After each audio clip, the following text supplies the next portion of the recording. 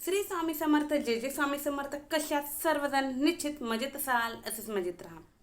पहा, आपण चार माणसांमध्ये उठतो बसतो, त्याचप्रमाणे आपण आपल्या घरामध्ये वावर करतो, आपण आपल्या कामाच्या ठिकाणी वावर करतो.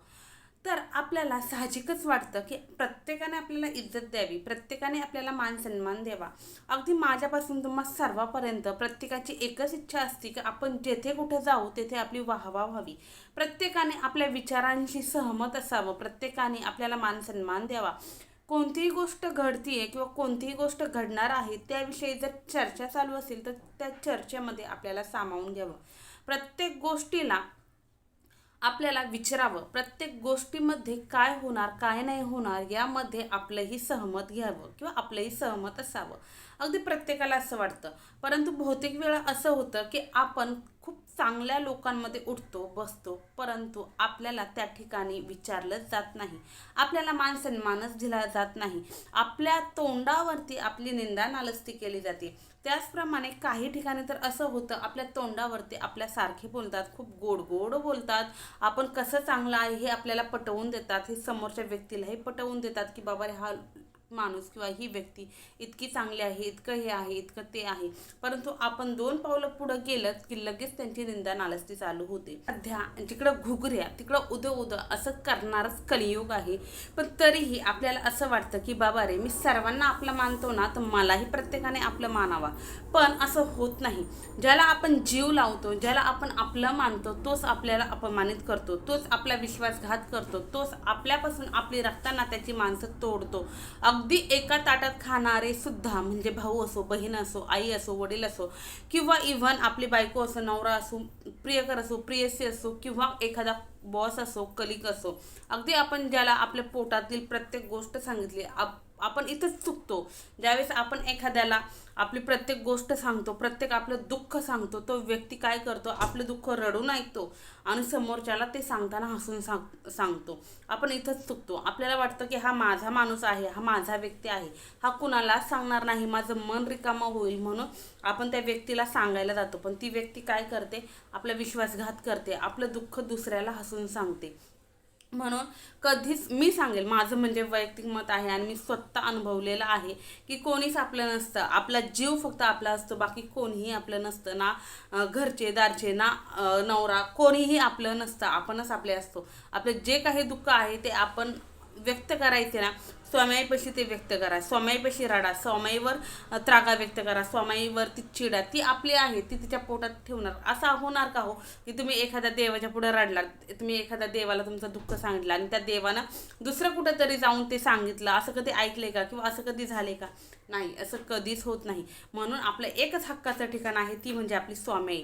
तेथे जाऊन व्यक्त करा, ती कधीही आपली निंदा नालस्ती करणार नाही, कधीही आपल्याला दूरही लोटणार नाही की बाबा रे तू का आला, आज तुला दुःख आहे म्हणून तू आला, तू एवढ्या दिवस सुखात होता का नाही आला, असं ती म्हणणार नाही. म्हणून आपलं जे काही आहे ते आपल्या स्वामीपाशी व्यक्त करा, इतर कुठेही व्यक्त व्हायला जाऊ नका. कारण लोक आपल्या परिस्थितीचा, आपल्या म्हणजे आपल्याकडं आपल्या गैर आर्थिक परिस्थितीचा जे काही आहे त्याचा फायदाच घ्यायला बसलेले असतात. पहा, आपण असं करतो, आपण आपल्यामध्ये सुधारणा करतो की त्या व्यक्तींमध्ये आपल्याला उठायचे बसायचे, मग आपण आपल्या लाईफस्टाईलमध्ये बदल करू, आपलं जे काही डेली रुटीन आहे त्यामध्ये बदल करू, आपले जे काही पर्सनल म्हणजे आहे आपलं व्यक्तिमत्व जे काही आहे तर त्यामध्ये बदल करू. बहुतेक लोक तर त्यांचा ड्रेस सेन्स जो आहे किंवा ड्रेस कोड जो आहे तो चेंज करतात, हेअरस्टाईल चेंज करतात, मेकअप करतात, परफ्यूम मारतात, सर्व ते चेंज करतात, पूर्ण त्यांची लाईफस्टाईल ते चेंज करतात. का तर समोरच्या व्यक्तीने आपल्याला मान सन्मान द्यावा, समोरच्या व्यक्तीने आपल्याला त्यांच्यामध्ये सामावून घ्यावं. पण इतकं सर्व करूनही समोरची व्यक्ती जर आपल्याला निग्लेक्टच करत असेल, ती जर आपल्याला दुर्लक्षितच करत असेल, तर निश्चित आपल्याला काही छोट्या मोठ्या सेवा, छोटे मोठे उपाय करणंही तितकंच गरजेचं असतं. पहा, उपाय करणं हे तर गरजेचं आहे, पण आपलं जे काम आहे कामसुद्धा खूप प्रभावीपणे करणं हे तितकंच गरजेचं आहे.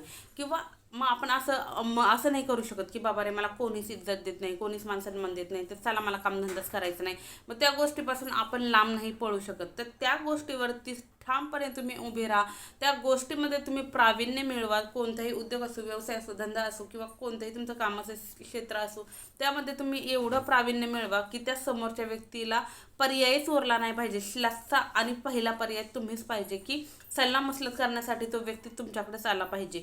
इतकं तुम्ही स्वतःला बदला, इतकं तुम्ही स्वतःला डेव्हलप करा. आणि हे डेव्हलप करतानाच, हे कर्म करतानाच तुम्ही तुमचे नशिबाची साथ तुम्हाला हवी आहे, म्हणून तुम्ही ही सेवा आणि उपाय करा.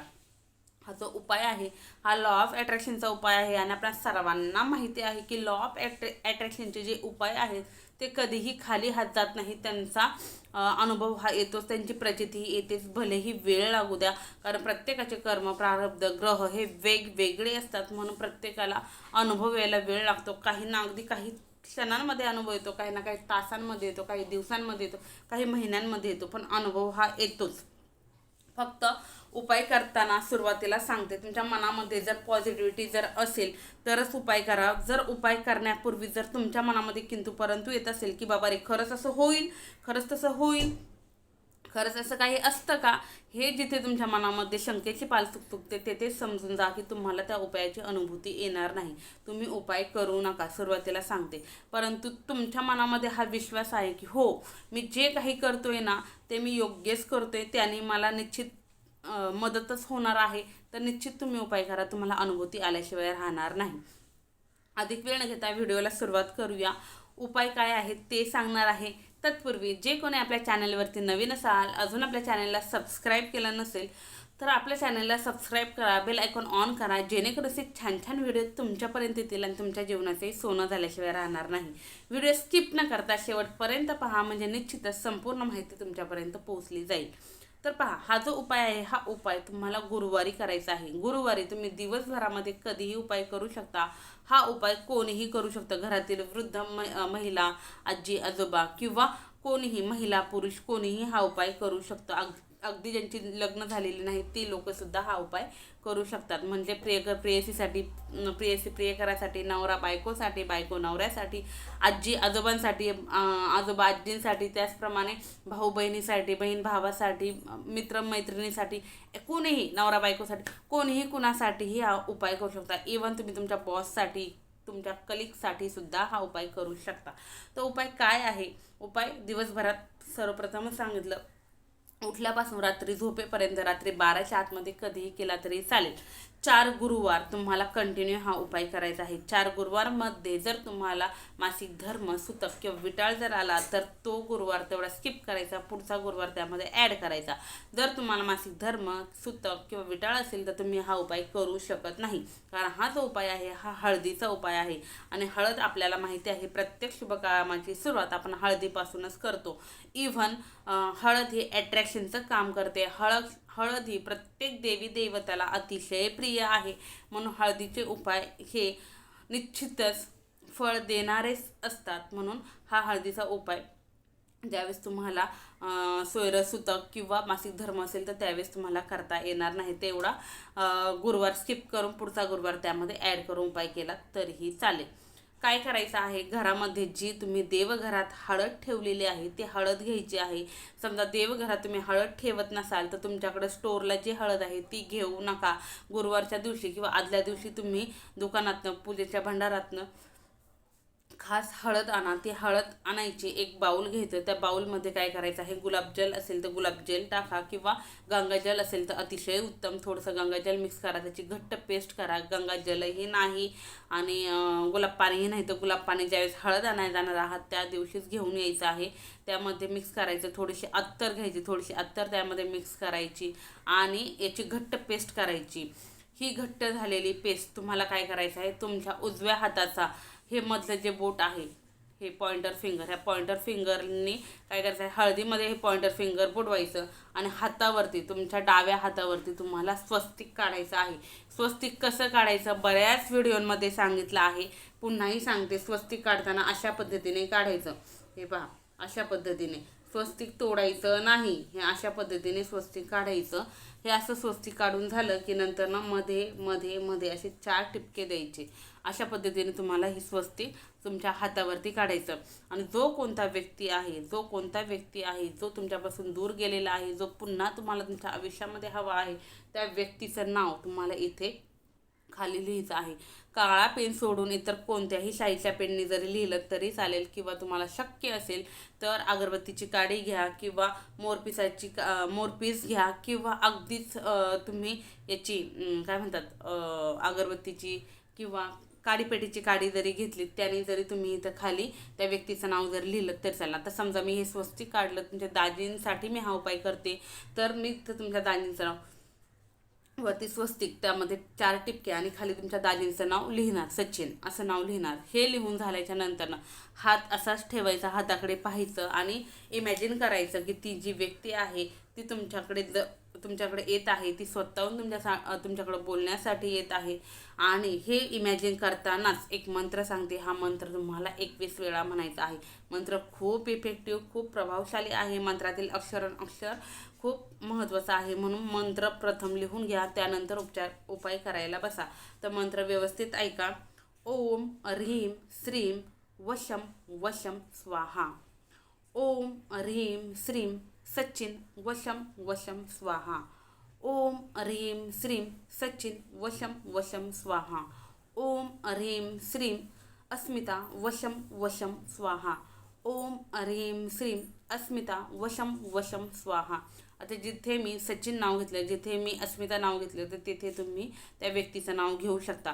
किंवा तुम्हाला नावच माहिती नाही त्या व्यक्तीचं, तर तुम्ही काय करू शकता, ओम ह्रीं श्रीं वशम वशम स्वाहा या पद्धतीने तुम्ही हे करू शकता, मंत्र म्हणू शकता. हा मंत्र फक्त लक्षात ठेवा की 11 वेळा न चुकता म्हणायचा आहे. त्यावेळेस हात असाच ठेवायचा आहे, हाताकडं त्या स्वस्तिकाकडं पाहतच तुम्हाला हा मंत्र म्हणायचा आहे. हा मंत्र म्हणून झालं की त्यानंतर जर ही हळद सुकली असेल तर उत्तम, थोडी घट्ट पेस्ट करा, निश्चित हळद सुकते.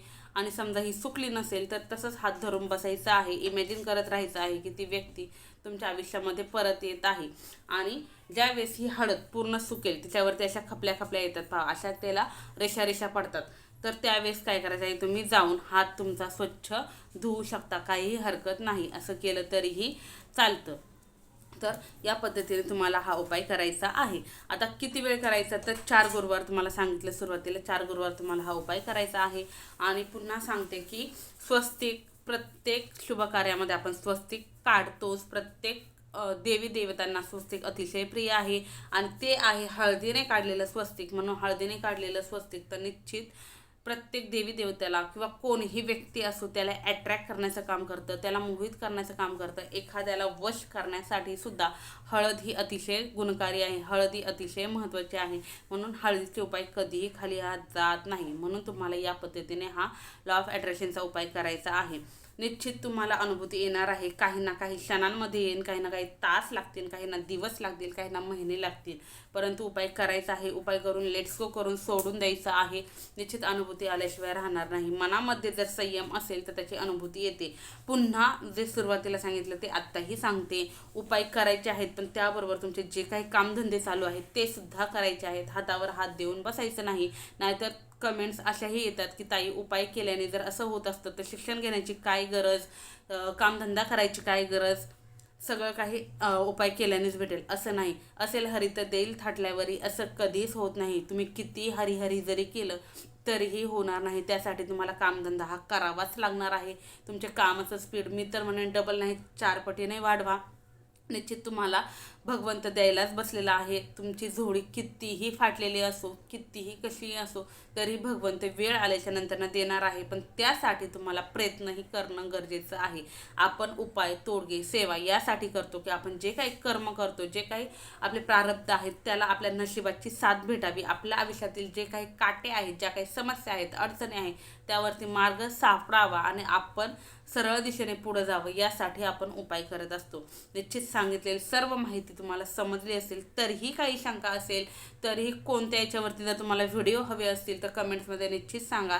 निश्चित तुम्हाला त्यावरती व्हिडिओ आणण्याचा मी प्रयत्न करेल. सांगितलेली सर्व माहिती तुम्हाला समजली असेल. व्हिडिओ कसा वाटला हे कमेंट्समध्ये सांगायला विसरू नका. झालेली सेवा स्वामींचरणी रुजू. श्री स्वामी समर्थ. जय जय स्वामी समर्थ. श्री स्वामी समर्थ महाराज की जय.